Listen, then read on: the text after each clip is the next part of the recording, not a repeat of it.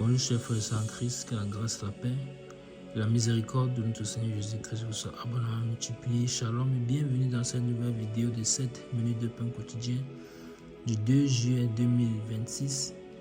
Nous poursuivons notre lecture dans le livre de Actes des Apôtres chapitre 15 et nous allons lire aujourd'hui le verset 13.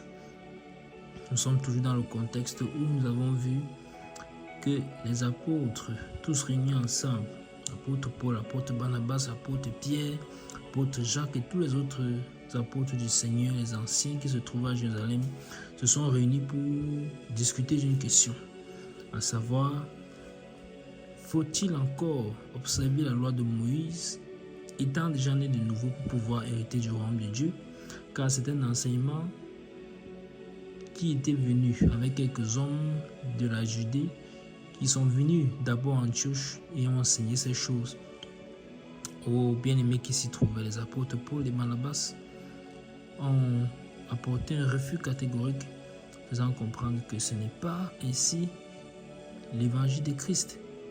Et ils sont donc montés à Jérusalem et là-bas, l'apôtre Pierre a pris la parole et il a encore insisté sur le fait que le Seigneur a donné le Saint-Esprit à eux et aussi aux païens, de la même manière, et qu'ils ont tous reçu le même Saint-Esprit. Et que c'est en croyant en réalité que nous sommes sauvés. Et alors, si nous avons cru au Seigneur et que nous sommes sauvés, ça signifie qu'il nous a accordé son esprit, qui est le gage de la vie éternelle. C'est ça qui permet que nous soyons sauvés. C'est le Saint-Esprit qui fait de nous des personnes sauvées et rachetées. Car le sang de Christ nous a donc couverts.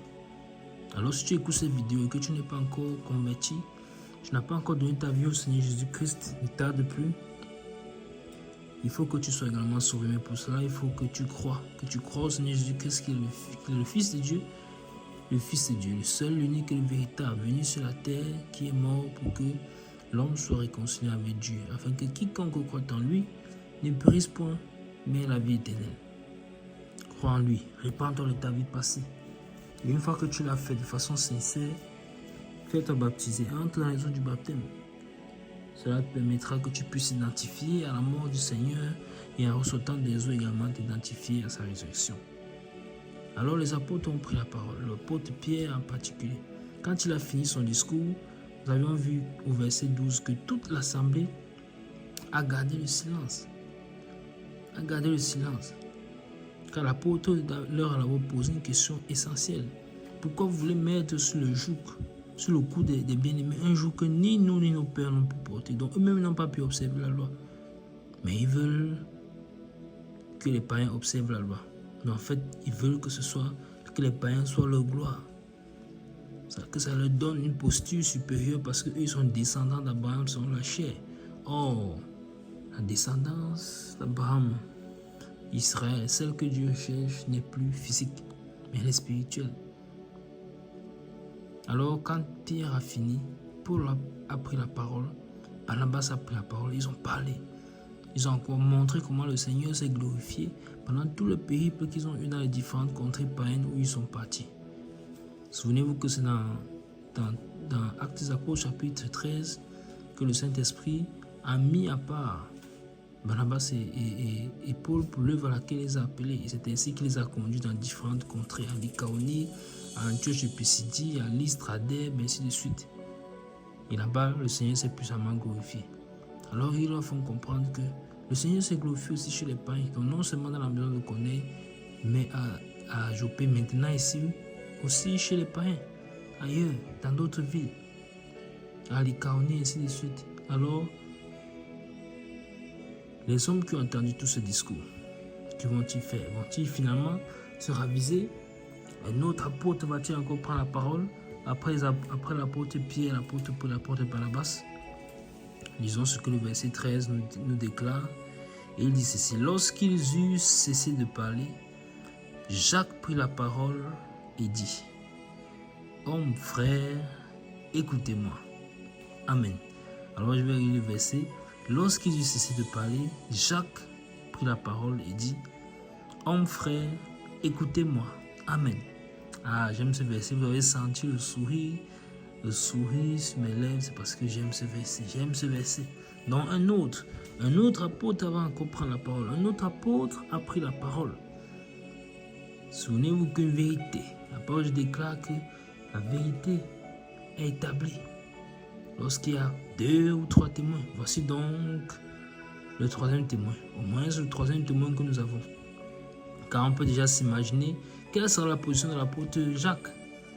Quand ils ont reçu le Saint-Esprit, ils ont marché avec le Seigneur, alors ils connaissent déjà que l'évangile de Christ, ce que le Seigneur leur a enseigné, ça n'a rien à y voir. Souvenez-vous qu'ici, il s'agit de Jacques, le frère du Seigneur, car Jacques, le fils de Zébédée, le frère de Jean, il a déjà été mis à mort. Nous avons étudié cela également dans le livre, toujours dans Actes des Apôtres, nous avions déjà vu cela.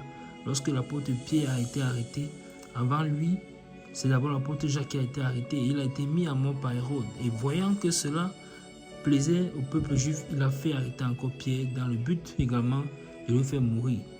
Mais le Seigneur a permis que ce soit un jour de sabbat et que, à cause de cela, il devait attendre le lendemain. C'est en attendant le lendemain donc que l'ange du Seigneur est venu délivrer l'apôtre Pierre de la prison. Alors ici, on a affaire à Jacques, le frère du Seigneur.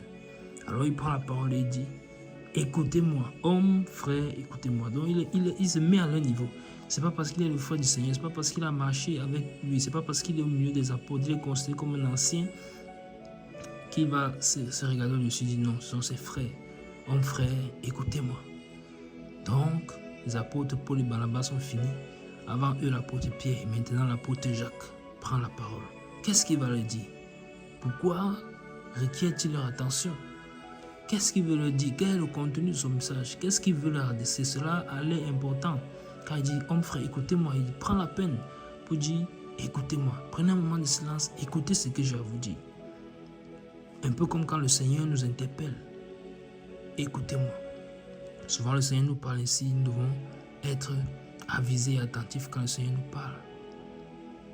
Et comme je dis, si tu écoutes cette vidéo, tu n'as pas encore donné ta vie au Seigneur, sache que même au travers de cette vidéo, le Seigneur te parle. Écoute-moi, écoute-moi. Pourquoi tu refuses la main tendue que je te donne? Pourquoi tu refuses la saisie? Écoute-moi, c'est le Seigneur qui t'appelle. Alors n'endurcis pas ton cœur. Par la grâce du Seigneur, nous verrons dans la prochaine vidéo ce que l'apôtre va déclarer à ces hommes puisqu'il a demandé leur attention. Pour l'instant, nous arrêtons là pour aujourd'hui. C'était tout pour les 7 minutes de pain quotidien ce jour. La grâce, la paix et la miséricorde de notre Seigneur Jésus-Christ vous soit abondamment multiplié. Shalom.